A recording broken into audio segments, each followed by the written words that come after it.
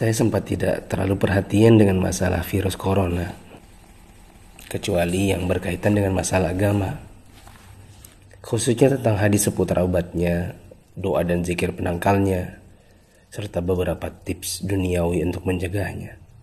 Mungkin karena saat itu corona belum hadir di Indonesia. Beritanya masih sekitaran Cina. Isinya tentang perjuangan pemerintah dan tenaga medis melawan corona di sana. Itu tergambar dari foto wajah tenaga medis yang memerah bekas masker dan kacamata. Saya hanya sebatas mengerti betapa beratnya tugas mereka. Saya sempat jengkel saat melihat video warga Iran yang menjilati pagar kuburan dan membaca tulisan tentang rakyat Italia yang dinilai sangat meremehkan. Tapi itu pun hanya sambil lalu karena positif pertama di Indonesia pun belum kedengaran. Tanggal 2 Maret 2020 yang ditakutkan pun terjadi. Pasien corona pertama di Indonesia diumumkan oleh Presiden Jokowi. Inilah takdir Allah yang harus sabar dihadapi. Pandemi corona telah memasuki negeri ini. Jumlah pasiennya bertambah hari demi hari. Gambar-gambar mirip dengan yang di Cina bermunculan di grup sana sini. Ada bekas alat pelindung diri tergurat di pipi. Tenaga medis bicara dengan kertasnya. Kami kerja untuk kalian, mohon kalian tetap di rumah untuk kami. Ada juga yang bunyinya, haus, ingin minum, tapi gak berani. Seorang dokter yang sudah sepuh dalam balutan baju perang seolah berkata, jikapun ajal datang, tidak mengapa. Karena raga yang sudah tua ini memang harus ikut berjuang, tidak hanya bisa berdiam diri. Ikatan Dokter Indonesia menyampaikan belasungkawa karena 7 orang dokter di garda depan meninggal.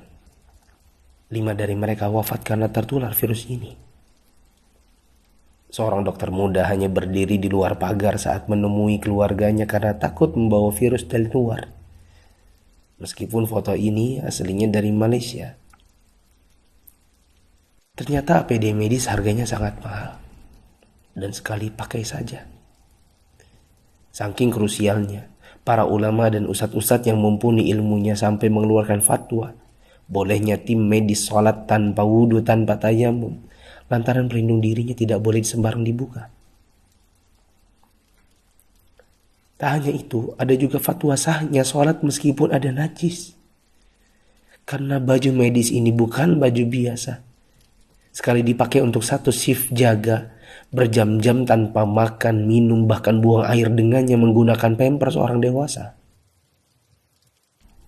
Bayangkan lagi jika dokter dan perawat wanitanya adalah ibu atau saudari kita yang sedang mengalami datang bulan.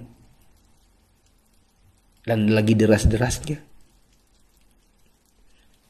Atau dia istri kita yang harus berjuang di rumah sakit, sementara punya bayi yang juga harus disusui tapi tak bisa. Ada pun yang wafat,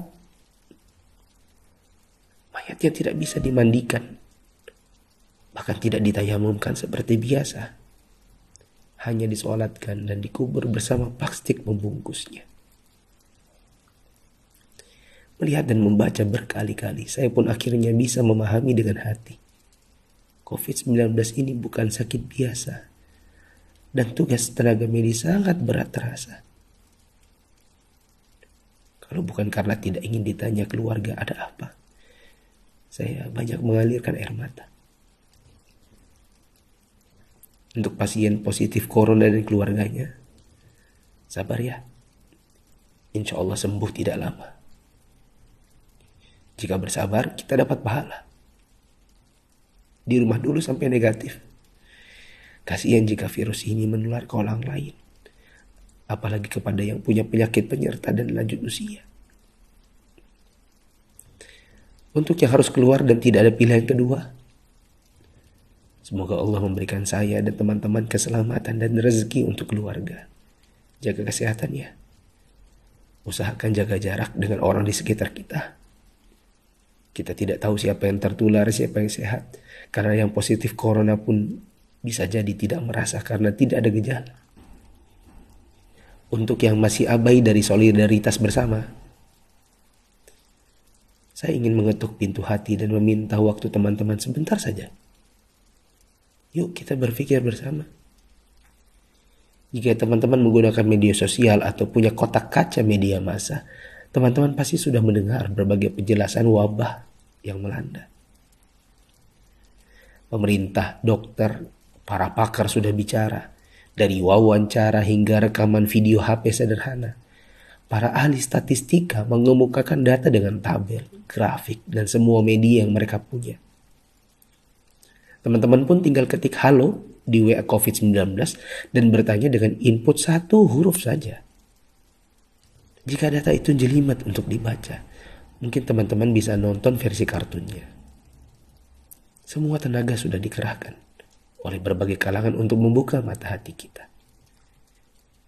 Jika tidak ada waktu untuk membaca, meme korek api pun sudah tersebar di mana-mana.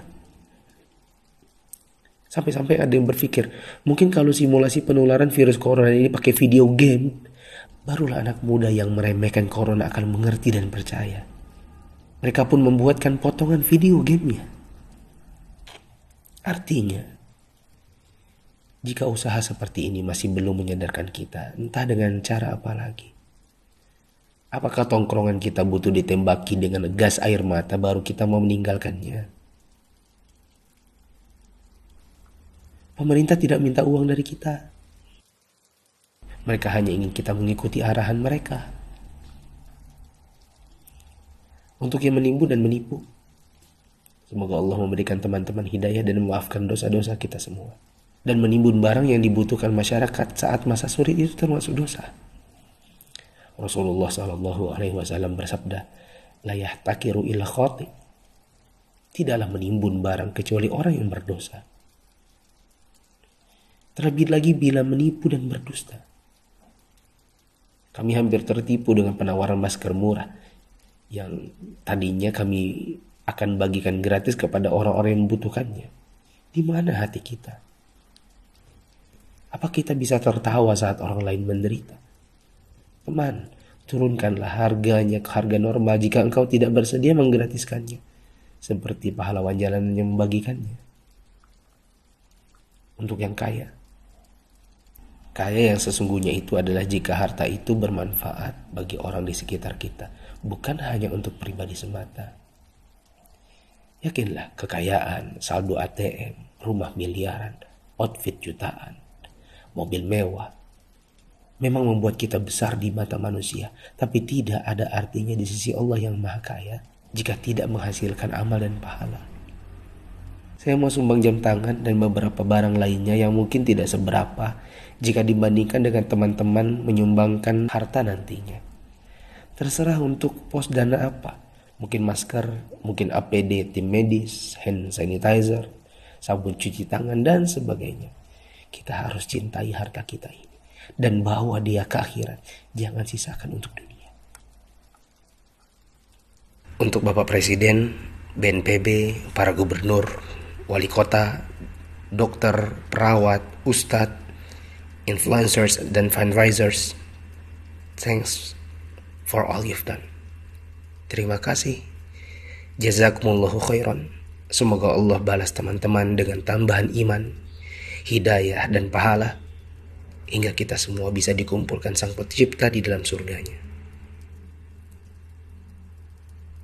Jika menurut teman-teman ada orang di luar sana yang belum tergerak hatinya untuk punya empati kemanusiaan dalam wabah corona ini, coba kirim ke mereka.